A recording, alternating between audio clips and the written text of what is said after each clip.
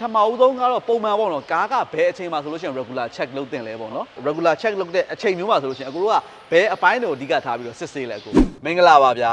ဒီနေ့ကတော့ကျွန်တော်ရဲ့ Lee Motor D03 ကားလေးကို Lee Motor ရဲ့ service center မှာသွားပြီးတော့ regular check လုပ်မှာပေါ့နော်လက်ရှိပေါ့နော်ဒီကားလေးကျွန်တော်လက်ထဲကိုရောက်တာလဲ2လခွဲ3လနီးပါးလောက်ရှိသွားပြီကျွန်တော်သုံးထားတဲ့ကီလိုကလည်းကီလို9000ကျော်သွားပြီဆိုတော့ regular check လေးသွားလုပ်မှာပဲဖြစ်ပါတယ်အဲ့တော့ကားတစ်စီးကိုပုံမှန် regular check လုပ်တဲ့အခါမှာဘယ်အပိုင်းတွေကိုအဓိကထားပြီးစစ်ဆေးလဲဘယ်အပိုင်းတွေကရောအဓိကထားပြီးစစ်ဆေးဖို့လိုလဲဆိုတာကိုကျွန်တော်ဒီဗီဒီယိုလေးထဲမှာဖော်ပြပေးသွားမှာပဲဖြစ်ပါတယ်အဲ့တော့စက်ကြည့်ရအောင်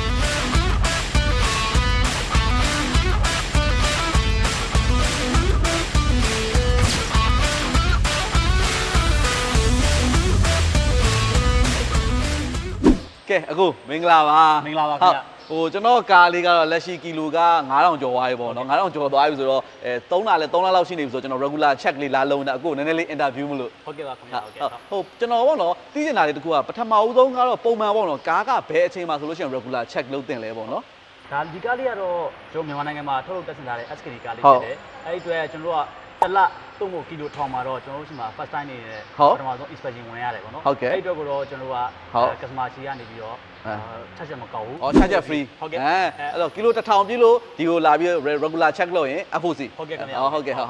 အဲ့ဒီနောက်ပေါ့ကျွန်တော်တို့ကကီလို9000ဟုတ်3လနောက်ခုလေးကတစ်ခုအရင်ပေးရတယ်ကျွန်တော်ရှိကို inspection တစ်ခေါက်ပြောင်းလာဝင်ပေးရတယ်အဲ့ဒီကြောင့်တော့ကျွန်တော် service charge လေးတစ်ခုကျွန်တော်ကောက်ပေးရတယ်ဟုတ်ကဲ့ခင်ဗျာဟုတ်ကဲ့ဥပမာကျွန်တော်တို့ဒီပေါ့နော်ဒီကားကိုကျွန်တော်ဥပမာပုံမှန် regular check လာလုပ်ပြီးပေါ့နော်အဲ့လိုလာပြီးတော့ regular check လုပ်တဲ့အချိန်မျိုးမှာဆိုလို့ရှိရင်အခုတို့ကဘယ်အပိုင်းတွေကိုအဓိကထားပြီးတော့စစ်ဆေးလဲအခုကျွန်တော်အဓိကတော့အောက်ပိုင်းတွေပေါ့နော်အောက်ပိုင်းတွေပြီးအောက်ပိုင်းမှာရှိတဲ့ body net တွေရှိတယ် ball joint net တွေရှိတယ်အကုန်ပေါ့အကုန်လုံးကိုကျွန်တော်တို့ဒီ torrent နဲ့သတ်မှတ်ထားတဲ့ဒီ top အတိုင်းပေါ့ကျွန်တော်အားလုံးချက်ပေးတယ်brake bind ဆိုတဲ့ brake back ရဲ့အထူ brake disc ရဲ့အထူပေါ့အဲ့ဒါကိုတိုင်းပြီးတော့ကျွန်တော်သေချာလေးစစ်ပေးတယ်ပြီးတော့ brake pipeline တွေပေါ့အဲ့တော့ကျွန်တော် lighting ပိုင်းပေါ့ lighting ပိုင်းဒီမီးပိုင်းတွေစစ်ပေးတယ်ပြီးတော့ဒီရှေ့ဘွန်နဲ့အထဲမှာရှိရပေါ့နော်ဒီ cooling system ပေါ့ cooling system မှာရှိတဲ့fluid တွေရှိတယ် brake seat တွေရှိတယ်washer fluid တွေရှိတယ်ပေါ့နော်အဲ့ဒါတွေကျွန်တော်အသေးစိတ်လေးစစ်ဆေးပေးတယ်ဗျကျွန်တော် high voltage battery မှာရှိတဲ့ဒီ battery တစ်လုံးချင်းစီရဲ့ temperature ပေါ့ temperature မှာ maximum temperature ရှိတယ် minimum temperature ရှိတယ်အဲ့ temperature တစ်ခုချင်းစီကိုကျွန်တော်တို့ဘက်ကနေ record လေးပေးချယူတယ်ခင်ဗျဟုတ်ကဲ့ခင်ဗျအဲ့ဒီတော့ကျွန်တော် highest voltage တွေminimum voltage တွေပေါ့နော် set difference တွေကိုလည်းကျွန်တော်တို့ဘက်ကသေချာလေး record ကြတယ်အဲ့ဒါမှ set difference တွေရှိခဲ့ရင်လည်း customer တွေနဲ့အာသွင်းပုံအာသွင်းနည်းကိုကျွန်တော်ဆက်လက်ပြီးတော့ comment ပေးလို့ရတယ်ခင်ဗျဟုတ်ကဲ့ပါအဲ့ဒီဘိုင်းတွေပါကျွန်တော်အားလုံးစစ်ဆေးပေးပါတယ်ဟုတ်ကဲ့ခင်ဗျဟုတ်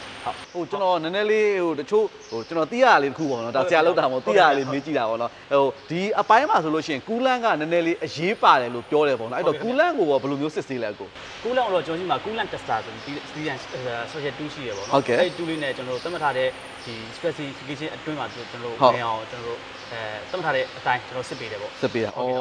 ဘယ်လိုအချိန်မျိုးမှာဆိုလို့ရှိရင်ကူလန့်လဲတင်သွားပြီလားကိုကူလန့်ကတော့ကျွန်တော်ပုံမှန်ဖြစ်တော့ကီလို4000ဟုတ်ကဲ့4000ပေးတိုင်းကျွန်တော်လဲပေးတယ်အဲ့လိုမဟုတ်ဘူးဆိုရင်တော့ကျွန်တော်တို့ဒီသုံးထားတဲ့ tester နဲ့စစ်ပြီးတော့ tester ရလက်ကလဲရမယ်ဆိုရင်တော့လဲရတာပေါ့ဟုတ်နောက်ပြီးတော့ပေါ့နော်ကျွန်တော်တို့ဒီကားကိုပုံမှန် regular check လာမလုပ်ခဲ့ဘူးဆိုလို့ရှိရင်ပေါ့နော် one week ပြတ်တက်တယ်ဆိုပြီးတော့ပြောတဲ့အပိုင်းလေးနဲ့ပတ်သက်ပြီးတော့လဲနည်းလောက်ပြပြပေးပါအောင်ဥပမာပေါ့တန်းတစ်ခုပေါ့နော်တနေ့ခွဲနှစ်လောက်အထိမင်းနဲ့လာအောင်ပြဘူးဆိုရင်ကျွန်တော်မှာ history record တွေ update information မရှိတဲ့အတွက်ကျွန်တော်တို့ခက်ခဲပြုပြင်တဲ့အပိုင်းမှာအခက်အခဲတွေအများကြီးရှိရောအဲ့ဒါမဟုတ်ဘူးကျွန်တော် China principal ကိုယ်တိုင်ကဒါမျိုးတွေဖြစ်လာခင်ရင် reject လုတ်ပိုင်ခွင့်ရှိတယ်ပေါ့နော်ရှိတယ်ပေါ့နော်ဟုတ်ကဲ့ဟုတ်ကဲ့ခင်ဗျာဟုတ်အဲ့လိုမျိုးဖြစ်လာခဲ့ရှိတော့ကျွန်တော်ကတော့ running ပေးလို့အဆင်ပြေလို့အဆင်မပြေဟုတ်ကဲ့ခင်ဗျာဟုတ်ကဲ့အဲ့တော့ဟိုကျွန်တော်တို့ဟိုတစ်ခါကြာရှိတယ်ကြာကျွန်တော်တို့လည်းအချိန်တွေအများကြီးမအားတဲ့အခါကြတော့မှ regular check လုပ်မယ်ဆိုလို့ရှိရင်အချိန်ကဘယ်လောက်ပေးရလဲကိုပုံမှန်အဖြစ်တစ်နာရီခွဲလောက်ပဲကြာတယ်ဟုတ်တစ်နာရီခွဲလောက်ပဲကြာနော်အမြန်ပါတယ်ပေါ့အဲ့ဆိုကျွန်တော်ကားလေး regular check စလိုက်ရဟုတ်ကဲ့ပါခင်ဗျာဟုတ်